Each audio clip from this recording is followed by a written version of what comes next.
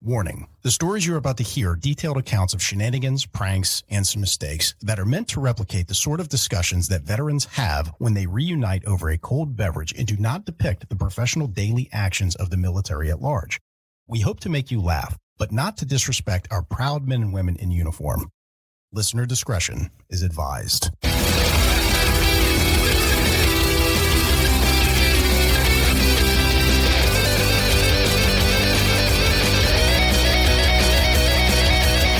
Welcome to Cammo Comedy, where we take a humorous look at the lighter side of military service. We got a big show for you today, but before we jump into it, if you like what we're doing here, give us a subscribe, give us a follow, whatever they call it on your podcasting platform. And while you're at it, give us a 5-star rating, write us a review, as that makes us more relevant in the algorithm and boosts the overall visibility of the show. But word-of-mouth advertising is just so powerful, so if you tell some friends, I will love you forever.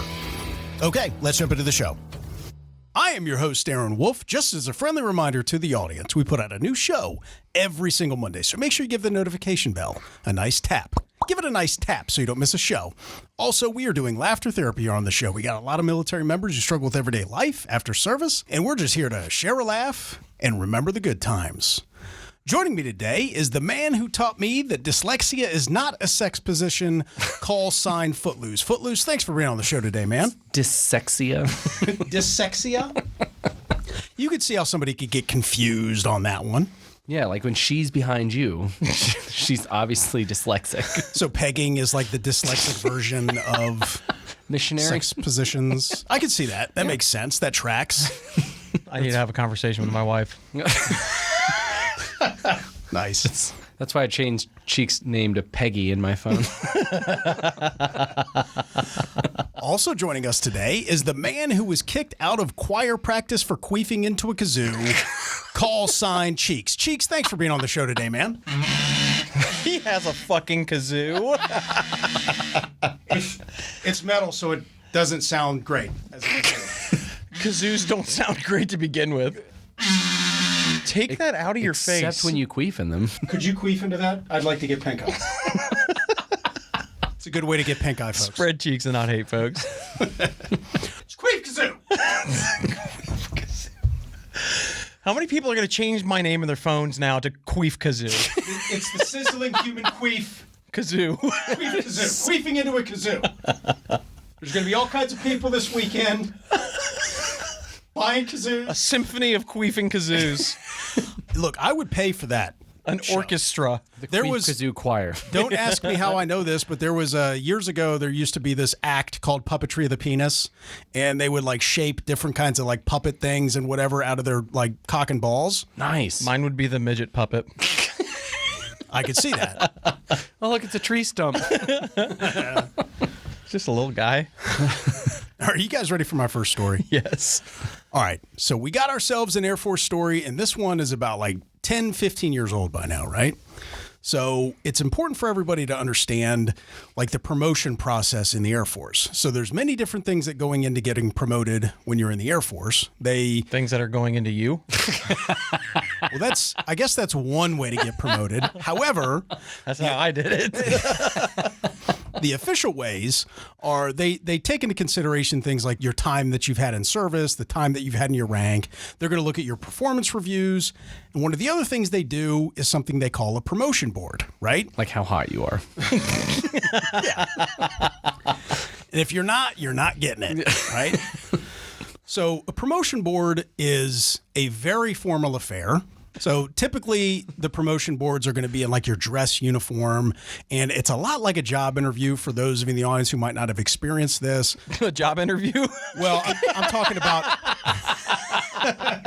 What are you saying about our target demographic? No, I'm talking about those in the audience have not been through a promotion board. It's a lot like a job interview, except for there's like 5 higher ranking people on the one side of the desk, and it's just you conducting this interview, right? It's like a casting couch. And maybe in a perverse kind of a way. They're all standing behind you. Yeah. But Like, you're here and you're going to get fucked. But typically the manner that they use is they're going to ask you a series of questions, and they like pretty much anything is fair game. They could ask you like Air Force history questions. They could ask you like job knowledge based questions, leadership questions, like different kinds of scenarios. It's a very stressful situation, right?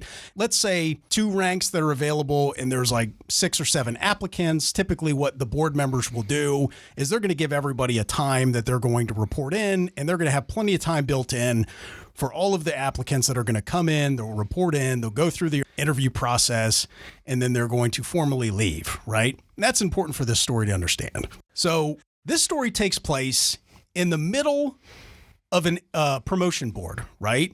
And you had like 5 people that are on one side of the table conducting this board, right? And there was about like, we'll say 6 or 7 applicants, and they'd all been given specific times to show up and report in and go through their promotion board. So right smack dab, like we're going to say for the sake of the story, they had like 10 questions for the applicant, right? So they're on question like 5, and all of a sudden they just hear like a knock at the door. The door opens, and then we have one guy that's just starts to formally march in. He gets like right in the middle.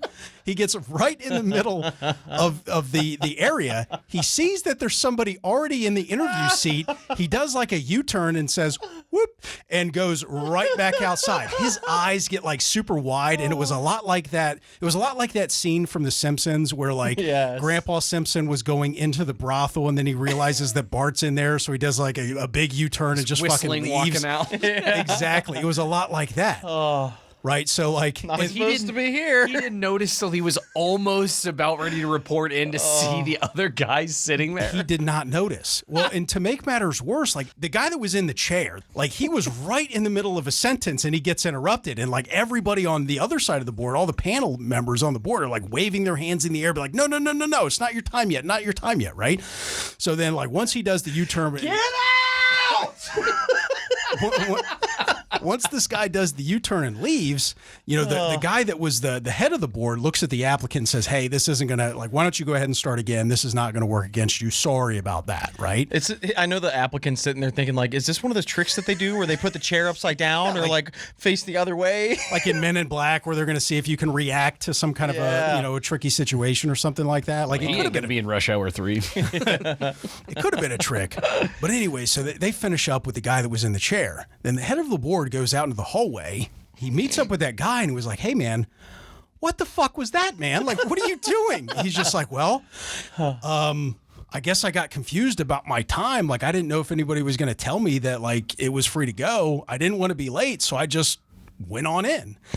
You know, like, and that's kind of puts you in a bad spot because, like, how are you going to say, like, you have, like, tremendous attention to detail and all that kind of stuff if you didn't get your time right and then you storm in on somebody else's interview board, You right? see, I work well under pressure.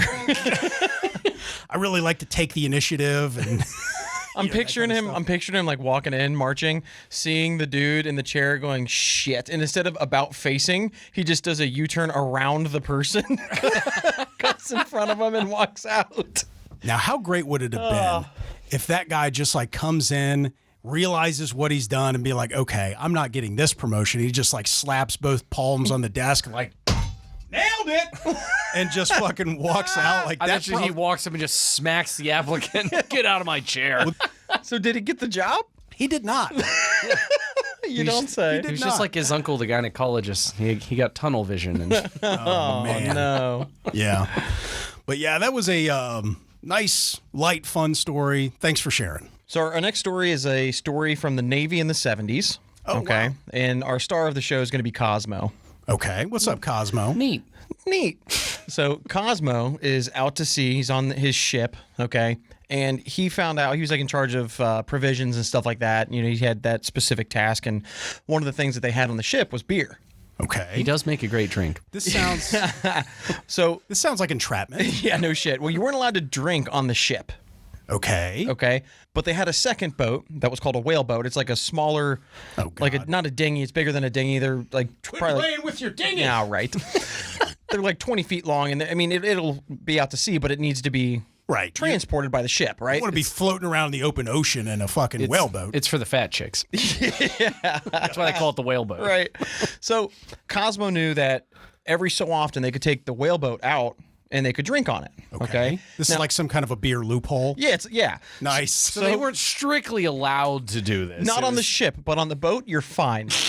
Hat tip to the Navy in the 70s, like for having a little bit of creativity. So the rule was you're only allowed to have 2 drinks, okay, 2 beers. So Cosmo gathers all the guys together. He's like, all right, guys, I got enough beers for everybody to have 2 fucking drinks. Let's take the whaleboat out. Nice. So they take the whaleboat out, and Cosmo starts to scheme, okay? Nice. Because Cosmo likes to drink. So he looks at the first guy. He's like, hey, man, you gonna finish that beer? No, I'm not going to finish it. Okay, cool. So you take it and like store it underneath his seat, okay?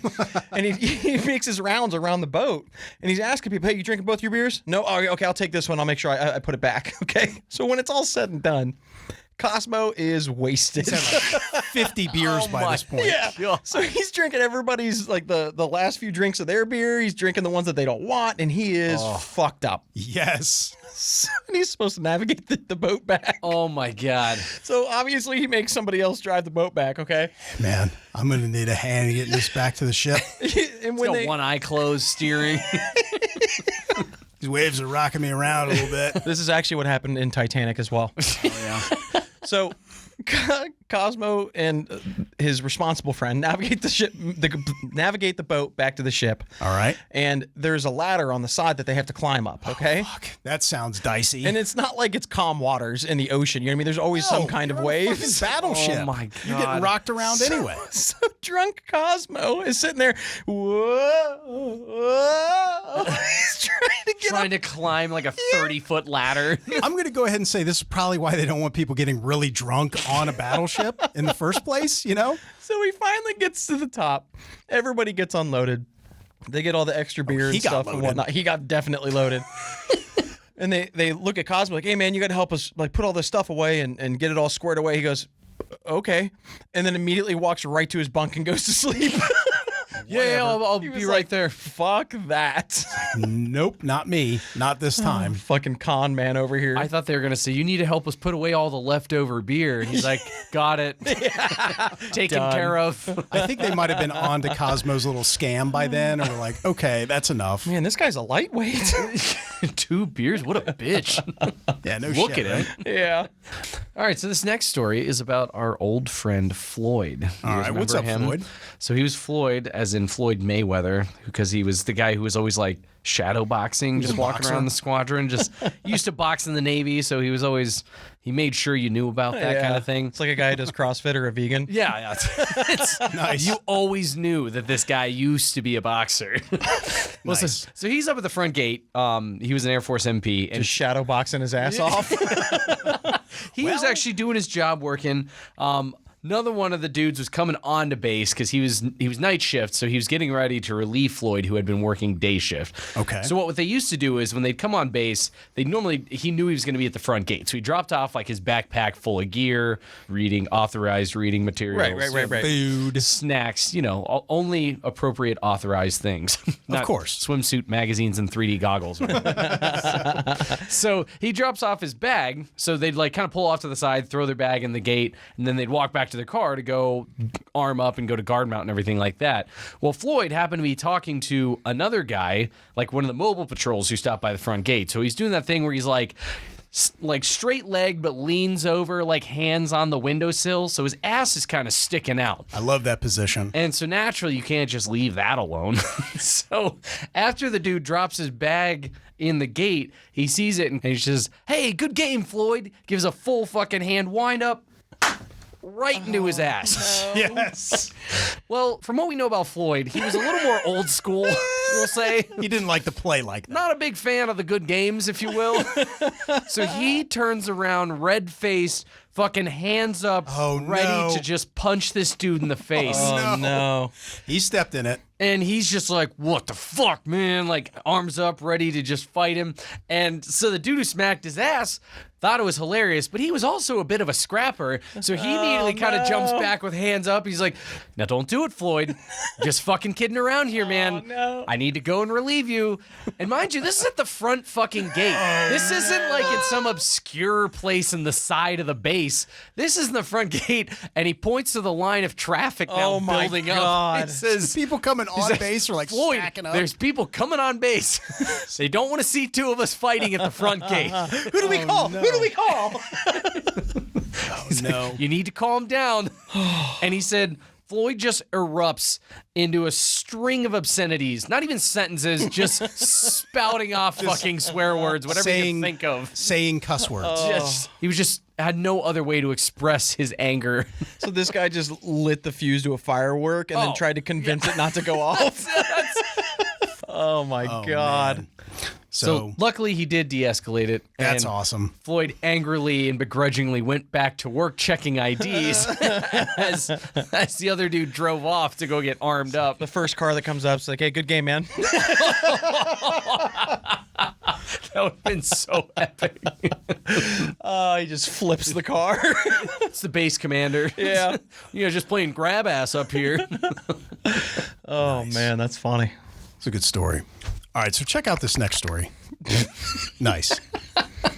So this next story involves, this is an Air Force story, and this involves an air crew on a C-17. For those of you who might not know, a C-17 is a gigantic cargo plane. They're badass too, man. They call them the chubby fighters because they have that's legit. Nice. Because they have a joystick. It's not like the two handheld ones. It's a single joystick, and they'll land them on dirt runways and stuff like that. Yeah. Isn't that what they called you in the military? Yeah. The chubby fighter. Rude. That's not spreading love. But anyway, so this air crew to the C-17, like they were going into Afghanistan, which is a hostile area. And a lot of times what happens is when air crews go into hostile environments, they'll take with them security guys, right? So on this mission, they just had to drop off a ton of passengers, right? So they land on this runway, they unload all the passengers, and it was like a quick in and out. So the air crew was just getting ready to taxi and take off and go on to their next spot, right? So one of the security guys that was with the air crew here, like they're starting to taxi on this C-17, and guy like really has to piss, and he's like, you know what, I really got to go right now. Like it usually takes us a couple minutes to taxi and get ready before takeoff. Oh yeah, let me just hurry up and take a quick piss, and I'll just be on my way, right? So let me describe the way that the cockpit area is laid out. So they got like the cockpit, they've got like pilot and co-pilot, they've got like a navigator, and then like right up front in that general area with the cockpit, they have a lavatory. And it's a lot like a lavatory that you would see on like a civilian airliner or something like that. It's going to be cramped, it's small, it's a tiny little door or whatever, but this guy's like, whatever, it's better than nothing, this is what I got. So he hurries up while they're taxiing, he goes in, locks the door to the lavatory. He gets his dick out and starts to piss. And right about that time, he hears the jets just completely wind up and start going full bore. No. And the C-17 initiates what they call a combat takeoff. Oh, no. For those of you in the audience who might not know, a combat takeoff, the whole point of this is to make it very difficult for ground forces to hit. So they go like throttle to the ground. They almost do like a 90-degree takeoff. Like as soon as they get lift, they just basically just go at like a 90-degree angle. God. They're banking left, they're banking right. They're doing everything they can to like make it really difficult for like this moving target to get hit. Right? This guy's just a fucking pinball. So, exactly. This guy, dick in the wind pinball. No sooner did he initiate a stream, but he hears those fucking like big jet engines wind up and like those things take off with a thrust. So like the whole fucking jet like moves and like pushes him, so he hits the fucking wall, and like they go like a 90-degree angle. So he's getting knocked over to this side, he's getting knocked over to the other side, and piss is everywhere. He's turned into a crazy daisy. So like sprinkler, wacky waving inflatable arm tube man.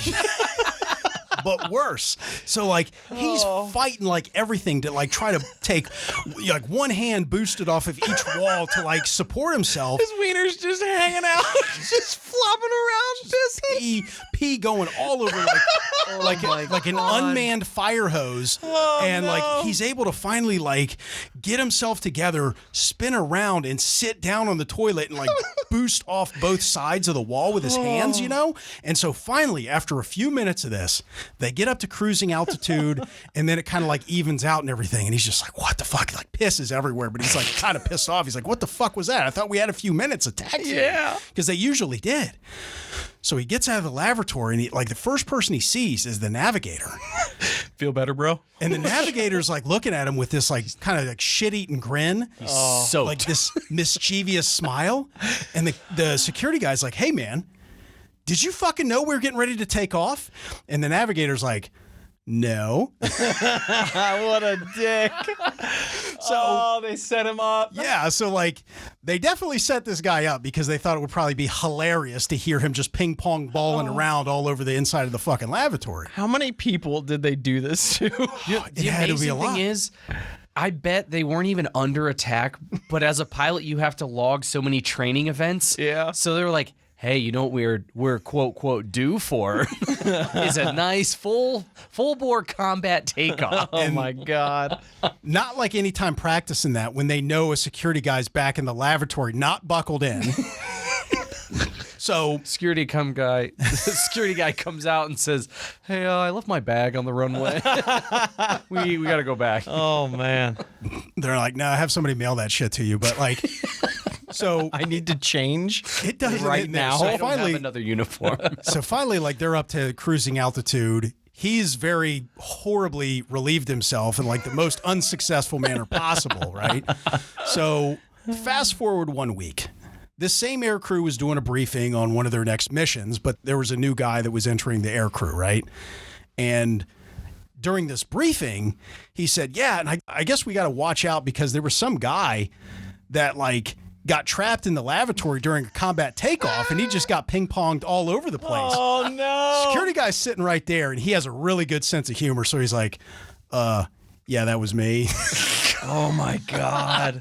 So they had a whole fucking briefing that was added to their pre-flight check. Something like that. Yeah. And he's like, yeah. Lavatory, clear. Yeah. Oh So my God. I guess the moral of this story is like maybe you hold it until you get up to cruising altitude when it's a little bit safer to take a piss. Yeah, taught him a fucking lesson. Yeah. Well, look, in this guy's defense though, like who has not been in this position where it's Me? like I really have to wait for like 5 or 10 minutes more? Like sometimes like if you can get it out in a couple like how long does it take to take a piss? It's like 90 seconds. About how long it takes to do a combat takeoff. Give or take. Yeah. I love that fucking story. That's awesome. Thanks for sharing. You gotta pee. Hey, what are you gonna do? Nice. Hey, thanks for checking out the Cammo Comedy Show Podcast. If you like what we're doing here and you want to participate in this community, there are many different ways you can contribute. First and foremost, tell someone about the show. Word of mouth advertising is very powerful, and we really appreciate you helping us out. If you have any funny military stories of your own or know somebody who does, with their permission, of course, you can contribute those stories via email at stories@cammocomedy.com. That's stories, STORIES, at CAMMOCOMEDY.com. And if you're not too good at the internets, drop us a voicemail at area code 531-222-6146. That's area code 531-222-6146. Yeah, and if you want to interact with us throughout the week, hit me up on my socials, Facebook and Instagram. Just look up !Cheeks. We have a lot of big plans for this show. In building this community to support veterans, we will announce here soon. So stay tuned. All right. I'm going to go enjoy a nice pasta salad with a little mayonnaise later. Okay, first of all, mayonnaise? Why do you always have a problem with the way I talk? There's a way you're supposed to say the word, Aaron. Mayonnaise? That's not it. Panaz. That's not fucking it, Aaron. That's not.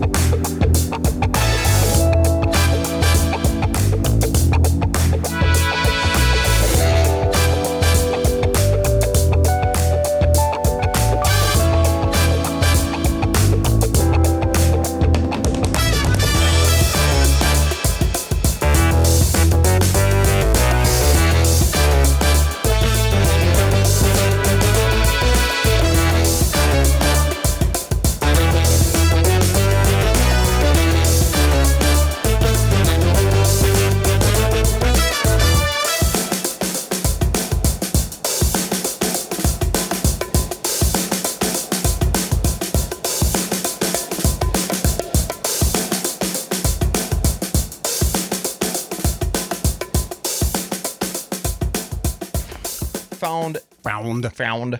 You can edit that out later. Thanks. Might be better if it's left in.